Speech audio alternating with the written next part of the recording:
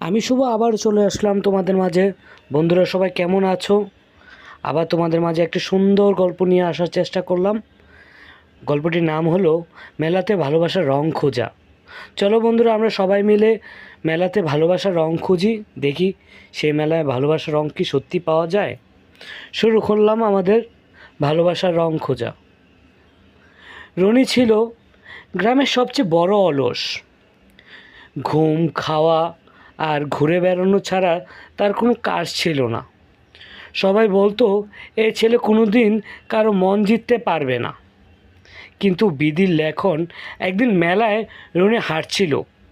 হঠাৎ তার পায়ে ঠোকা একটি ছোট্ট খাম। কুড়িয়ে নিয়ে খামটি খুলে দেখলো একটি ছোট্ট চিরকুট। যেই খামে দেখতে পেল, যে আমার এই খাম পাবে সে হবে আমার রাজকুমার। নিচে দেওয়া নামটি নীলা। রনি ভাবল, বাহ, ভাগ্যবান দেখে অলসের পছন্দ করে।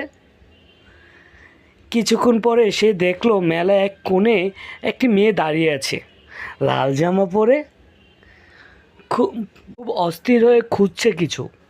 রনি এগিয়ে এগিয়ে জিজ্ঞাসা করলো, তুমি কি কিছু খুঁজছো? মেয়ে বলল, হ্যাঁ, আমি একটি চিরকুট হারিয়েছি। যদি কেউ সেইটা পড়ে ফেলে তো আমার বিয়ের প্রস্তাব পাক্কা।